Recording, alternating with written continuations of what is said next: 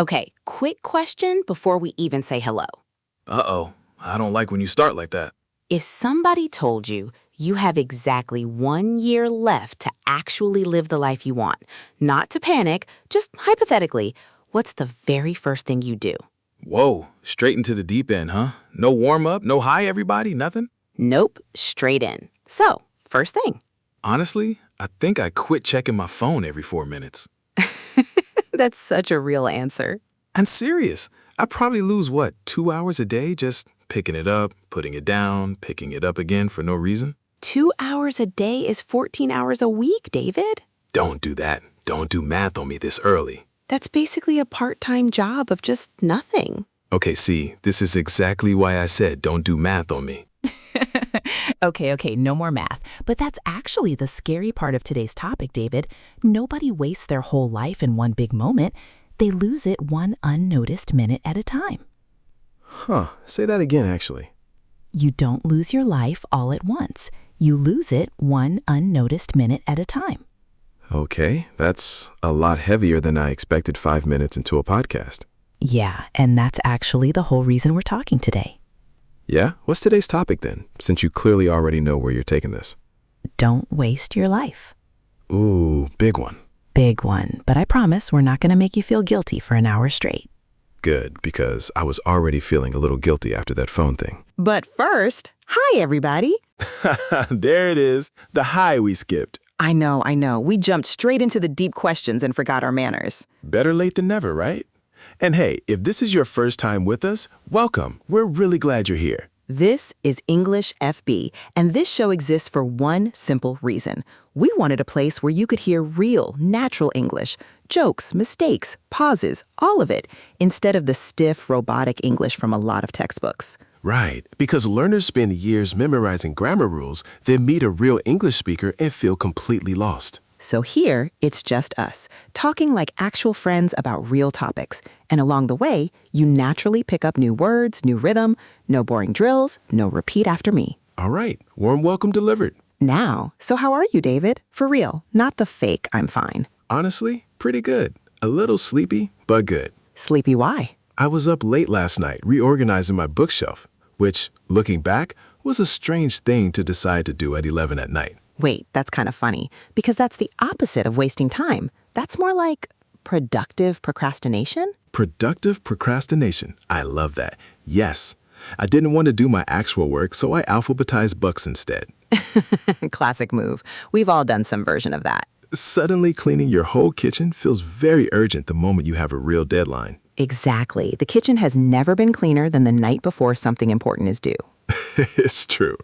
Okay, what about you? How are you doing? I'm good. A little tired too, actually, but in a nice way. I went for a long walk yesterday evening and just didn't rush. Ooh, that sounds peaceful. It really was. No phone, no music even, just walking and thinking. See, and that's not wasted time at all, even though technically you weren't doing anything. Right. And that's kind of the whole heart of today's episode, isn't it? It really is, because a lot of people think wasting time only means sitting still. But it's way more about what's actually filling your hours, whether you're busy or resting. Okay, now I'm actually excited to dig into this properly. Me too. Let's really get into it. So let's start simple. What does it actually mean to waste your life? Because that phrase sounds kind of dramatic. It does sound dramatic, but I think it's less about one huge mistake and way more about tiny repeated choices. Say more about that. Okay, so nobody wakes up one day and decides, today I will waste my entire life. Right, nobody's plotting that. Exactly. It's more like you scroll for 20 minutes here, you put off a call you should make, you skip the walk, you avoid the conversation you need to have, and none of those things feel huge in the moment. But they add up. They add up, like drops of water filling a bucket. One drop means nothing. 1,000 drops, and suddenly the bucket's full and you're wondering how it happened. I like that picture. It's not one dramatic thing. It's 1,000 small ones. Exactly. And here's the part that actually gets me a little. It's not even about being lazy. What do you mean? Some of the busiest people I know are still wasting their life because they're busy with things that don't actually matter to them. Oh, that's a different angle. Busy, but empty. Busy but empty, yeah. Running around all day, answering messages, going to meetings, and at night feeling like, wait, what did I even do today that mattered? That hits harder than I expected, honestly. So today, we're not just talking about being productive. We're talking about living on purpose. On purpose. I like that phrase a lot. Okay, so David, you actually have a story about this, don't you? You mentioned it to me before we started recording. I do, actually. It's a little embarrassing, but sure, let's go there. Oh, now you have to tell it. All right. So for probably 3 years, 3 whole years, I kept saying I was going to learn how to play guitar. 3 years? 3 years. I even bought the guitar. It's been sitting in the corner of my room this whole time, very sadly gathering dust. The guitar of shame. The guitar of shame, exactly. And every single time somebody asked me, hey, do you play anything? I'd say, oh, I'm learning guitar, like it was some active, ongoing project. But really, you were just putting it off. I was completely putting it off. That's actually a great phrase for it. To put something off means you keep delaying it, pushing it to later and later without ever actually doing it. Right, like when you say, I'll start tomorrow, but tomorrow never really comes. Exactly that. I kept putting off the guitar because I was scared I'd be bad at first, honestly. That's so real, though. A lot of people put things off not because they're lazy, but because starting feels scary. Yes, and here's the funny thing. Last month, my nephew visited. He's like 9 years old, and he picked up the guitar just to mess around with it. Oh, no. And within 20 minutes, he had figured out a simple little tune by himself. A 9-year-old with zero fear of being bad at it. That's brutal, David. It was brutal, but it also kind of woke me up. I thought this guitar has been sitting here for 3 years because I kept telling myself later, and later almost never comes on its own. Did you finally start? I did. I've been practicing 15 minutes a night for about 2 weeks now. I'm terrible, by the way. But you started. But I started, and that feels completely different than just talking about starting. You know, that story actually reminds me of a proverb I really love. Oh, let's hear it. The best time to plant a tree was 20 years ago. The second best time is now. Oh, okay, that's a good one. Say it again. I want to really let that sit. The best time to plant a tree was 20 years ago. The second best time is now. Wow, because with your guitar example, with my guitar example, the best time to start really was 3 years ago. Right? But you can't go back and get those 3 years. I can't. So the proverb is basically saying, stop mourning the 20 years you didn't plant the tree and just plant it right now, today, because today will eventually become 20 years ago for future you too. That's honestly kind of beautiful and a little bit terrifying. A little bit terrifying, yes. I actually have a real example of this too. My aunt always wanted to open a small bakery, but for years it was one day when the kids are older, when I have more savings. The classic one day. The classic one day. She finally opened it at 55, and she told me something I never forgot. I wasted so many years waiting for the perfect moment. It never showed up on its own. I had to just walk into it. I had to just walk into it. Okay, that's staying with me for a while. Right? Same lesson as the tree. Stop waiting for 20 years ago. Plant it today, whatever your tree actually is. I love that we can connect a proverb about trees to a bakery and to my sad little guitar. See? This is why we do this podcast. Okay, so if someone's listening right now thinking, all right, I get it. I don't want to waste my life. What do they actually do, like practically? Good, let's get practical. Tip number 1, know your priorities. Priorities. Let's break that word down a little for anyone who's not totally sure. Sure, your priorities are basically the things that matter most to you, the things you decide come first before everything else. So if I say family is my top priority, that means when there's a conflict, family wins. Exactly. So how does this connect to not wasting time? Well, if you don't know your priorities, you can't tell the difference between something urgent and something important. Ooh, urgent versus important. That's not the same thing? Not at all. Urgent is loud. It's demanding your attention right now. A message, a notification, somebody calling. Important is quiet, but it actually matters for your life, your health, your goals, your relationships. And the loud stuff usually wins by default. It usually wins by default, yeah, unless you actively decide what your priorities are ahead of time. So it's like deciding in advance what gets your yes and what gets your not right now. Exactly that. I actually do something small every Sunday night. I write down my top 3 priorities for the week. Not 10 things, just 3. Only 3? Only 3, on purpose. Because if everything is a priority, then really nothing is. Oh, that line is going to stick with me. If everything is a priority, nothing is. Right? So that's tip 1. Get honest and specific about your priorities, so the loud, urgent stuff doesn't quietly steal time away from the things that actually matter. Okay, tip number 2. This one's about momentum. Momentum. Okay, tell me what that means exactly. So momentum is basically the force that keeps something moving once it's already going. Think about pushing a heavy box across the floor.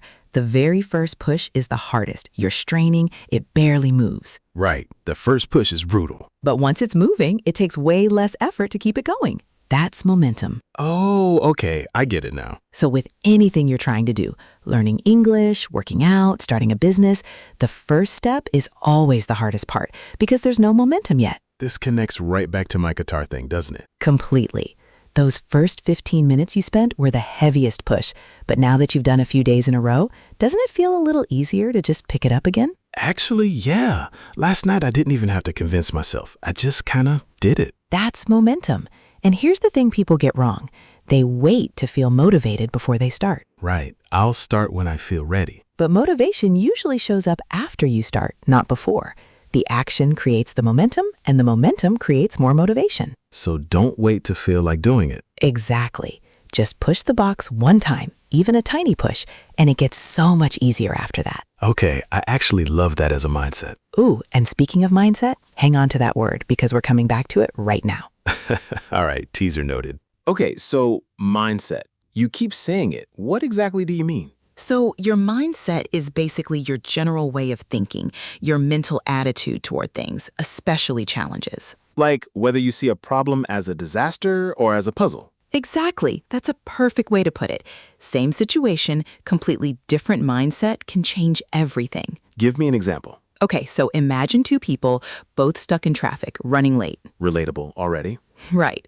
Person 1 has the mindset of, this day is ruined, everything's terrible, I hate my life. Oof, heavy. Person 2, same traffic, same lateness, thinks, okay, well, I'm stuck here anyway, might as well put on that English podcast I've been meaning to listen to.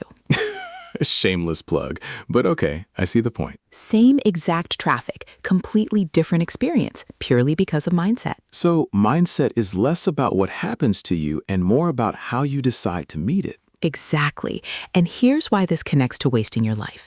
If your mindset is, nothing I do matters anyway, you'll naturally waste more time, because why bother trying, right? Right. There's no motivation to protect your time if you don't believe your time matters. But if your mindset shifts to, every day is actually a small chance to build something, suddenly you start protecting your hours way more carefully. That's a pretty powerful shift for something that sounds so simple. It really is. And the good news is, mindset isn't fixed. You can actually train it, kind of like a muscle. Okay, I like that a lot.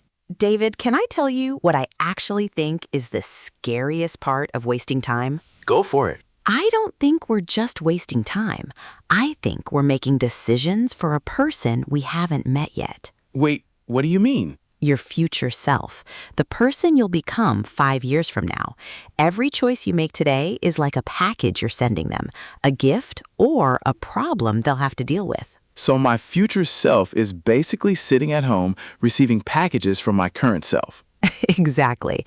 And the question is, are you sending him something he'll thank you for or something he'll have to fix? That's actually kind of powerful because my future self 5 years from now won't remember that I was tired on some random Tuesday night. He'll only see the results of what I actually did. Right. He won't care about the excuse. He'll just be living with the outcome. Okay, that's a genuinely new way to think about a lazy evening. It changes the question, doesn't it? Instead of, do I feel like doing this right now?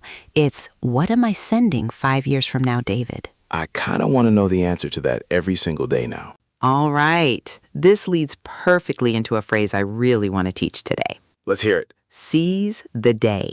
Ooh, I've definitely heard that one before. What's the story behind it, though? So seize the day basically means to make the most of the present moment, to take full advantage of today instead of just letting it slip by. Like grabbing today with both hands, sort of. Literally, yeah.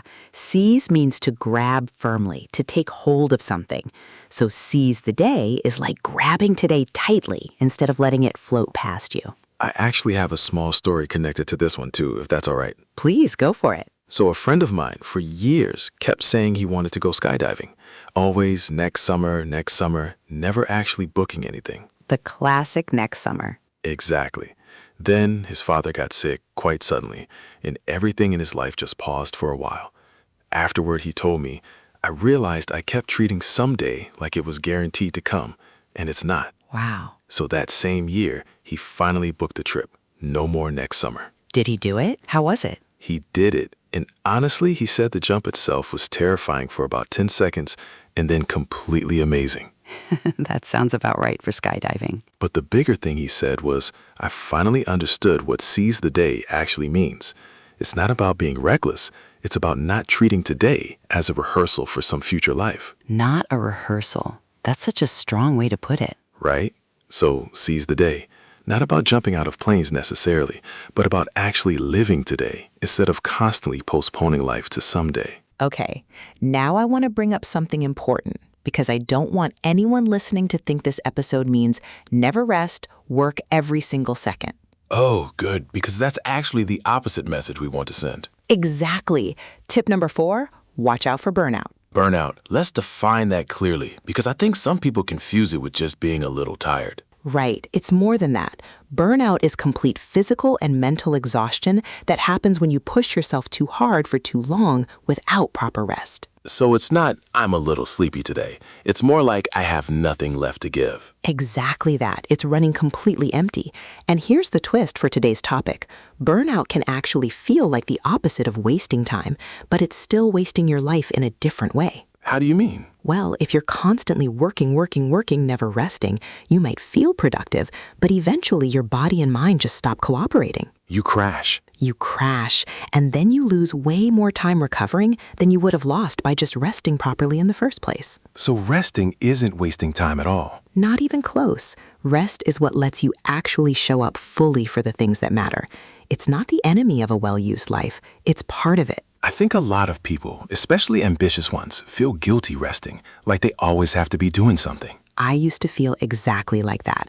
I'd sit down to relax, and this little voice would say, "You should be working right now." Did that change? It did. Once I started actually scheduling rest, like a real appointment, instead of just hoping it would happen naturally, that made it feel intentional instead of lazy. Rest as a real appointment. I like that a lot. There's one more word I really want to get to before we wrap up all these ideas. Go for it. Fulfilling. Okay, fulfilling. I know it, but let's make sure everyone's clear. So something is fulfilling when it gives you a deep sense of satisfaction and meaning, not just quick pleasure. Ah, so there's a difference between something being fun and something being fulfilling. Big difference, actually. Scrolling videos for 2 hours can feel fun in the moment. But afterward? Afterward, usually you just feel a little empty, right? Nothing really stayed with you. Right. Versus something like, say, finishing a really hard project. Exactly. That might not even feel fun while you're doing it. Honestly, it might feel stressful. Oh, definitely stressful sometimes. But afterward, there's this deep, quiet satisfaction.